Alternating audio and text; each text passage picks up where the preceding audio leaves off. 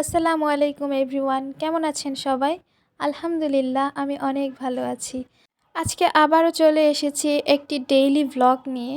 তো ভাবলাম আজকে কি রান্না হয়েছিল সব কিছু আপনাদের সাথে শেয়ার করি। তো আমার ছোটোখাটো অনেক ব্যাপার আছে রান্নার, সেসব বিষয় আপনাদের সাথে শেয়ার করি। যদিও আমি খুব নতুন একজন রাঁধুনি, তো চেষ্টা করি নিজে থেকে যতটুকু করি পারফেক্টভাবে।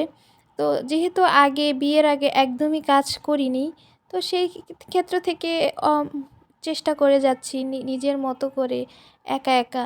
তো এখানে আমার হাজব্যান্ড প্রথমত বাজার নিয়ে এসেছিল সকালবেলা। তো এই বাজারগুলো আমি দেখলাম এখানে কি আছে। যদিও বাসায় অনেক বাজার ছিল, গাজর অলরেডি বাসায় ছিল, আলু ছিল। তো যাক যাক, নতুন নতুন সবজি, এগুলা খেতে ভালোই লাগে। তো ভাবলাম সবজিগুলো আপনাদের সাথে শেয়ার করি কি আনা হয়েছিল আজকে। তো আলুটা তো আমার, আর ফুলকপিটা এই সিজনে আমার অনেক ফেভারিট সবজিদের মধ্যে। তো আমি ভাবলাম যে আজকে সবজি রান্না করি, কারণ সবজি আমার হাজব্যান্ডের দুইজনেরই অনেক বেশি পছন্দ। তো ওকে সবজি কিনতে বললে একটা কিনলে চারটা নিয়ে আসে, ওর এত বেশি ভালো লাগে সবজি। ও মাছ মাংস এত বেশি পছন্দ করে না। তবে কুষ্টিয়ার বিখ্যাত কুমড়ো বড়ি দিয়ে সবজি রান্না করলে বা তরকারি রান্না করলে ওর অনেক বেশি পছন্দ হয়। তো এখানে আমি আলু কেটে নিয়েছি, গাজর কেটে নিয়েছি, মিষ্টি কুমড়া কেটে নিয়েছি। আর দেখেন এখানে আমার ফুলকপি কাটতে যে কী একটা অবস্থা, খুবই ভয়ে ভয়ে আমি ফুলকপি কাটি। আপনারা যদি আমার আগের ভিডিও দেখে থাকেন হয়তো ব্যাপারটা জানেন। ফুলকপিতে পোকা থাকে, তো যেটা দেখে আমি অনেক বেশি ভয় পাই। তো যখনই আমি ফুলকপি কাটি মানে খুবই ভয়ে ভয়ে কাটি। যদিও এখনকার ফুলকপিতে পোকা পাওয়া যায় না। যাই হোক, আমি সবগুলো সবজি এইভাবে কেটে নিয়েছি। যদিও এতগুলো সবজি আমি রান্না করব না, কিছু ফ্রোজেন করে রেখে দিব আর কিছু আজকে রান্না করব। তো তারপর আমি সবজিগুলো কাটার পর ভালোভাবে পানি দিয়ে ওয়াশ করে নিয়েছি। অবশ্যই বেশ কিছুক্ষণ ভিজিয়ে রেখেছিলাম যদি ফুলকপিতে কোনো পোকা বা কিছু থাকে। তো কিছুই ছিল না। ভালোভাবে ক্লিন করার পর এদিকে আমি ডাল বসিয়ে দিয়েছিলাম। সেই ভিডিওটা আপনাদের দেখানো হয় নাই, জাস্ট মাঝখান দিয়ে একটু দেখাচ্ছি। তো ডালে ফোড়ন দিব অবশ্যই এখানে জিরা, পাঁচফোড়ন আর একটা শুকনা মরিচ দিব আমি, তাহলে ডালটা খেতে আমার কাছে অনেক বেশি ভালো লাগে। তারপরে তেজপাতাও দিয়েছিলাম। তারপর রসুন কুচি আর পেঁয়াজ কুচি দিয়ে লাল লাল করে ভেজে নেব। তো ডাল খেতে আপনাদের কেমন লাগে অবশ্যই কিন্তু জানাবেন। আমাদের বাসায় আবার পাতলা ডালটা আমরা দুইজনেই অনেক পছন্দ করি। তো যাই রান্না করি না কেন সাথে ডাল থাকলে আমাদের মনটা ভালো হয়ে যায়। তো এই তো ফোড়ন দিয়ে নিলাম। তো ডাল রান্না করব, অবশ্যই ডালে ধনিয়া পাতা দিব।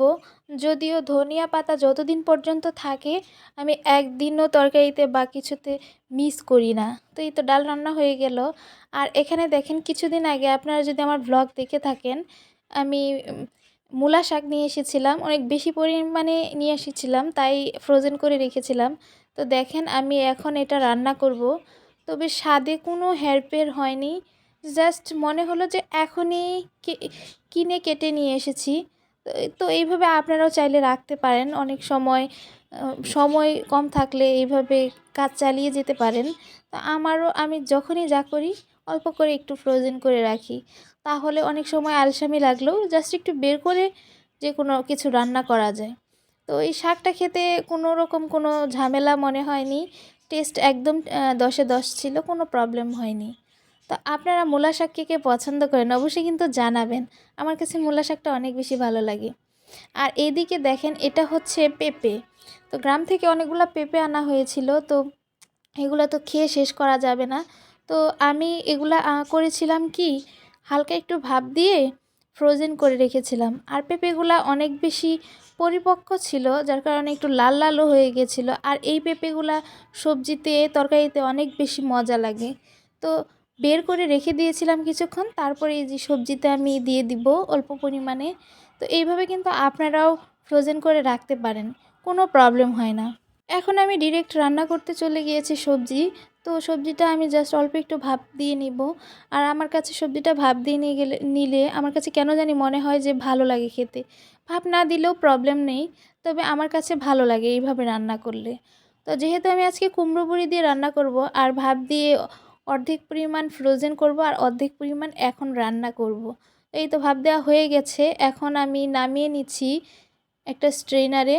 নামিয়ে নেওয়ার পর এখন অর্ধেক পরিমাণে আমি রান্না করব আর অর্ধেক পরিমাণ ফ্রোজেন করব। ফ্রোজেন পদ্ধতিটা তো আপনাদের এর আগেও দেখিয়েছি।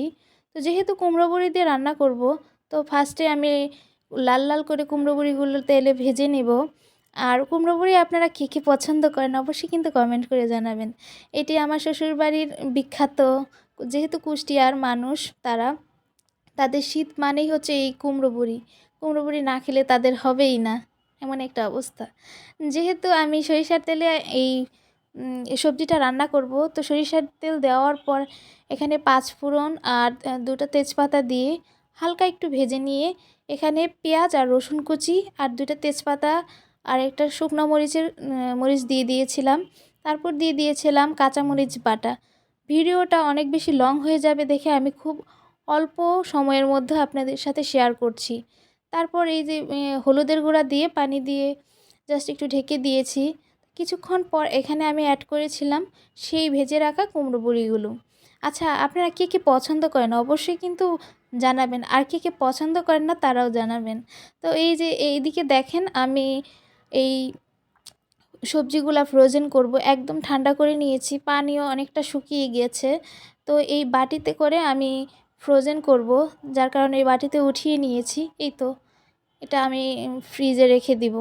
আর এইদিকে সবজি প্রায় হয়ে এসেছে, নামানোর আগে এরকম ধনিয়া পাতা দিয়ে দিয়েছি। তো আপনারা চাইলে যে যে পছন্দ করেন তারা দিতে পারেন, আর যারা পছন্দ করেন না তারা স্কিপ করতে পারেন, কোনো প্রবলেম নেই। এই তো সবজি হয়ে গেছে। আর এইদিকে দেখেন আমি বিকালবেলা এই পুয়া পিঠা বলেন, পাকান পিঠা বলেন, তেলের পিঠা বলেন, এই পিঠাটা বানিয়েছিলাম। যেহেতু বাসায় আখের গুড় ছিল অনেক অরিজিনাল, তো ভাবলাম যে মনে হয় অনেক মজা হবে। তো ভেবেছিলাম হয় কি না, তো দেখলাম একদমই পারফেক্ট হয়েছিল। আসলে আমি নিজেও বিশ্বাস করতে পারছিলাম না যে আমি এত সুন্দর পিঠা বানাতে পারি। আর টেস্ট অনেক বেশি ভালো ছিল, যেহেতু গুড় অনেক ভালো ছিল যার কারণে পিঠাও অনেক ভালো হয়েছিল। এই যে দেখেন কি সুন্দর লাগছে, এত কালারফুল ছিল, মানে কি বলবো, আমি ভিডিওটা খুব বেশি এডিট করিনি, তো অল্প পরিমাণ জাস্ট একটু করেছিলাম, আর খেতে অনেক বেশি মজা ছিল। তো আজকের ব্লগটি আপনাদের কেমন লাগলো অবশ্যই কিন্তু কমেন্ট করে জানাবেন। আর আমার ভিডিওগুলো যদি আপনাদের একটু পরিমাণও ভালো লাগে, প্লিজ লাইক কমেন্ট করতে কিন্তু ভুলবেন না। আপনারা সবাই অনেক অনেক ভালো থাকবেন। আল্লাহ হাফেজ।